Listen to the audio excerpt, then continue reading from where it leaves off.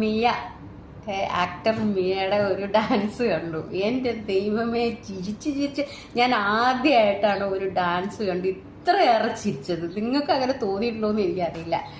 ഇതിനെപ്പറ്റി 2 വാക്ക് പറഞ്ഞില്ലെങ്കിൽ എനിക്ക് ഒരു സമാധാനം കിട്ടത്തില്ല. എന്തുവാ ഇത്? അറിയാത്ത പണിക്ക് പോണ എൻ്റെ മിയെ. നീ ആദ്യം മഞ്ജു ചേച്ചിനെയും പിന്നെ അത് നവ്യ നായരിനെയൊക്കെ കണ്ടുപിടിക്കുക. അതിനൊക്കെ നവ്യ നായരിനെ ഞാൻ സപ്പോർട്ട് ചെയ്യും കേട്ടോ. അവരൊക്കെ കണ്ടുപിടിക്കുക. അവരൊക്കെ തൻ്റെ ഡാൻസ് കണ്ട് ഉള്ളിൻ്റെ ഉള്ളിൽ പൊട്ടിച്ചിരിക്കുന്നുണ്ടാവും. സത്യം പറ, ഡാൻസ് കണ്ടിട്ട് ആസ്വദിക്കാൻ പറ്റുന്നില്ല, ചിരിച്ച് പണ്ടാറടക്കാനേ പറ്റുള്ളൂ. സത്യം, ഞാനിത് കണ്ടു കഴിഞ്ഞപ്പോൾ പെട്ടെന്ന് എൻ്റെ മനസ്സിൽ ഓർമ്മ വന്നത് എന്താണെന്നറിയോ? ചാന്തുവട്ടിലെ ദിലീപേട്ടൻ ഡാൻസ് പഠിപ്പിക്കുന്നില്ലേ ആ കടപ്പുറത്ത്? ഹൊയ്യാരേ ഹൊയ് ഹൊയ്യാരേ ഹൊയ് മാങ്ങ വരി ചെളിക്കുത്ത് മാങ്ങ വരി ചെളിക്കുത്ത് വലയിശി പിടിക്കാൻ. അതിനെക്കാട്ടിലും നന്നായിട്ടുണ്ടെന്ന് ഞാൻ പറഞ്ഞു. എന്തിനാണ് ഇത്രയും ഓവർ എക്സ്പ്രഷൻ എന്ന് എനിക്കറിയില്ല. പിന്നെ ഒരു തട്ടിങ്ങനെ ഇട്ട് കഴിഞ്ഞിട്ട് അതിൻ്റെ മണ്ടയ്ക്ക് കയറിയിട്ട് തുള്ളി തുള്ളി തുള്ളി തുള്ളി കുണുവാവ എങ്ങോട്ടാണ് പോണതെന്ന് എനിക്കറിയത്തില്ല. നല്ലൊരു ആക്ടർ എന്നുള്ള രീതിയിൽ നല്ലൊരു വിലയും നിലയും ഞങ്ങളെല്ലാവരും തന്നിരുന്നു. അതെല്ലാം ഈ ഒരു ഡാൻസിൽ തന്നെ പോയി.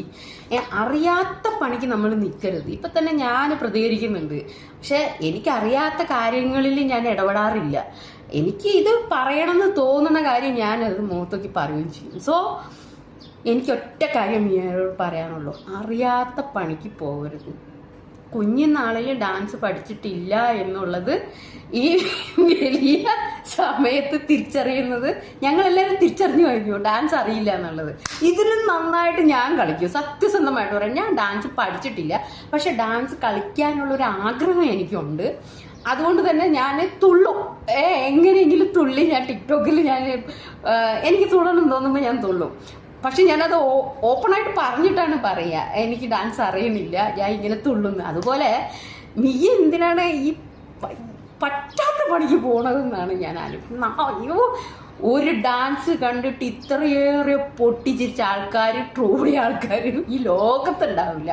ഡാൻസ് ഒക്കെ കണ്ടു കഴിഞ്ഞാൽ നമ്മൾ കൈവച്ച് ആനന്ദിച്ച് നിന്ന് പോകണം. മഞ്ജു ചേച്ചിൻ്റെ ഒക്കെ ഡാൻസ് കണ്ടിട്ടുണ്ടോ? അതൊക്കെ കണ്ടുപഠിക്കും. എന്തോന്നടേ ഇത്, ഓണം കിട്ടുന്ന ആറ് ഈശ്വരൻ. ഞാൻ സത്യം പറഞ്ഞു കഴിഞ്ഞാൽ മിയയുടെ ഫസ്റ്റത്തെ ആ ഒരു ഡാൻസ് പെർഫോമൻസ് കണ്ടപ്പോൾ ഞാൻ ബിഗ് ബോസിലുള്ള ഒരാളുണ്ടായിരുന്നല്ലോ,